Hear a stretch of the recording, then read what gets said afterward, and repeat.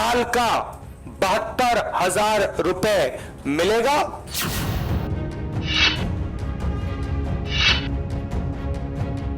2014 से अब तक प्रधानमंत्री ने देश के विकास के लिए अनगिनत योजनाएं लागू की। हर एक तबके के हिसाब से योजनाओं को लॉन्च किया।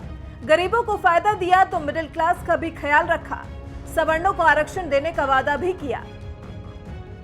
फिर इन सब के बदले कांग्रेस कहां पीछे रहने वाली थी?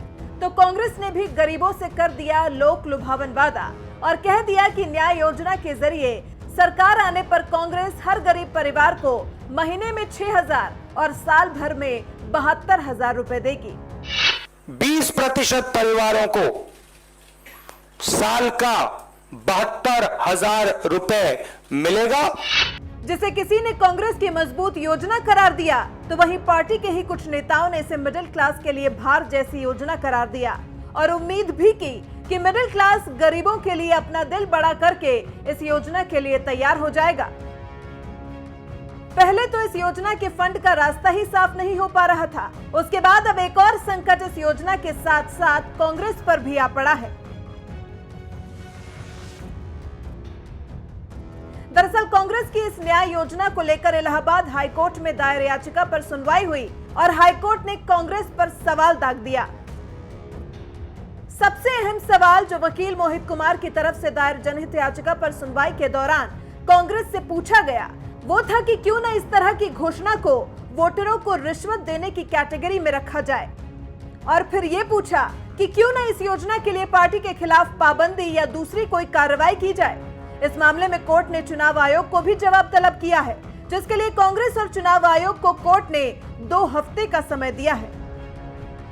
कोर्ट के मुताबिक किसी भी पार्टी की इस तरह की कोशिश रिश्वतखोरी और वोटर्स को प्रभावित करने की कोशिश है, क्योंकि एक राजनीतिक दल का इस तरह का वादा सीधे तौर पर कानून और आचार संहिता का उल्लंघन होता है।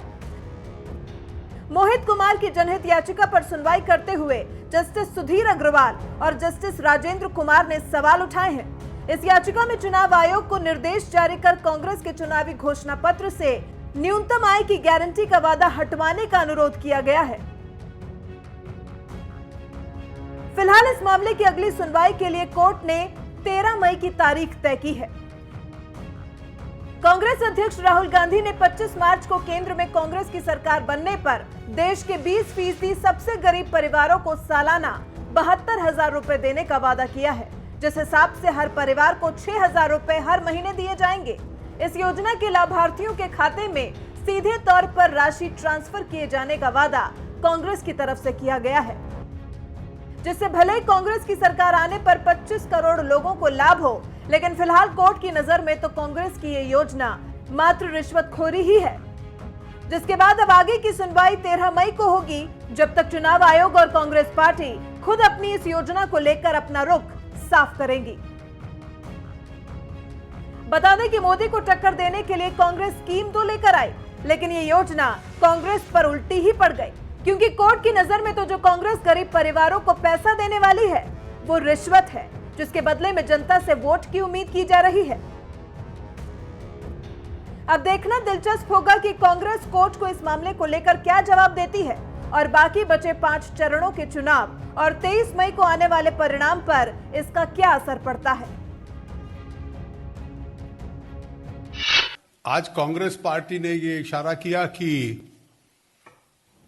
देश के न्यूनतम 20% परिवारों को वो एक आमदनी सब्सिडी के रूप में देगी। तो कहना था जो लोग जिनकी आमदनी 12,000 रुपए से नीचे है उसका बकाया हम पूरा करेंगे। वैसे तो कई वर्ग ऐसे हैं जिनके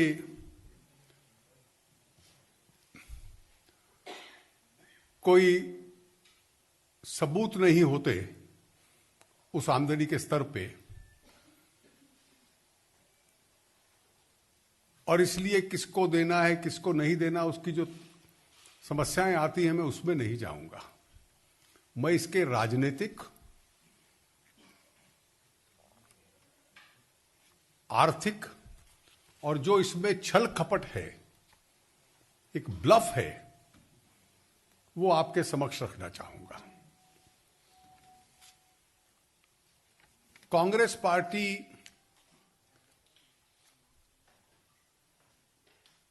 का एक इतिहास गरीबी और गरीबी हटाने के नाम पर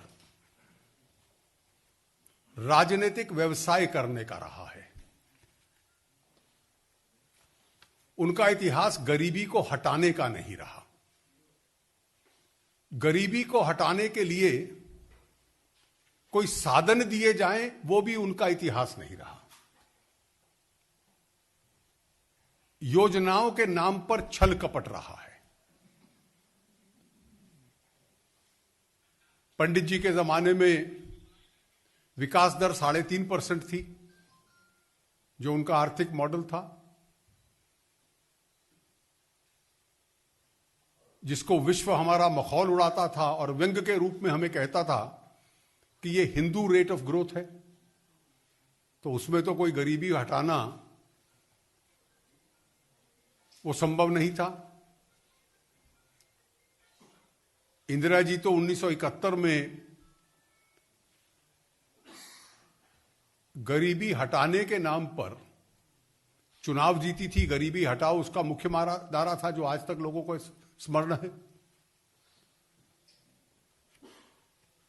लेकिन उन्होंने गरीबी हटाने के लिए जो आवश्यक चीज है कि अर्थव्यवस्था बढ़े, समाज में आमदनी बढ़े, जेनरेशन ऑफ वेल्थ हो और उस वेल्थ का डिस्ट्रीब्यूशन हो न्याय के लिए, यह उनकी नीति नहीं थी। She did not believe in increase productivity, she did not believe in generation of wealth, she only believed in redistribution of poverty. और अगर उनका कार्यकाल देख ले तो चुनाव वो गरीबी हटाओ के नाम से जीती थी, लेकिन उस कार्यकाल में केवल गरीबी का वितरण हुआ था। आपको कोई भी ऐसे कार्यक्रम स्मरण नहीं होंगे जो नीचे को ऊपर उठाना है उसके लिए प्रयोग किए गए हों। ऊपर वाले के खिलाफ कार्रवाई कर दी जाए जिससे जेनरेशन ऑफ वेल्थ रुक जाए, लेकिन गरीबी का रीडिस्ट्रीब्यूशन हो जाए, केवल यही उनकी नीति थी। राजीव जी के कार्यकाल में तो विवाद ही चलते रहे, इसलिए बहुत कार्रवाई नहीं हो पाई। और कई बार अगर आप देखें तो 10 वर्ष के यूपीए के कार्यकाल में भी किस प्रकार से एक प्रकार से छल कपट, धोखा, ब्लफ होता था। लोन वेवर, जो सबसे पहले मदर स्कीम आई थी 2008 में, 70,000 करोड़ रुपए का हम ऋण माफ कर रहे हैं। वन टाइम एफर्ट, जीवन में एक बार 70,000 करोड़ का।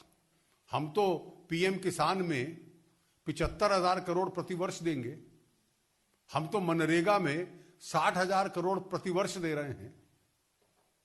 वन टाइम स्टेप ऑफ 70,000 दिया कितना? 52,000। और सीएजी ने कहा दिया किसको? एक बड़ा अंश दिल्ली के व्यापारियों को मिल गया। ये सीएजी की रिपोर्ट है। जिस लोन वेवर का जिक्र करते हैं उसकी ये हिस्ट्री है।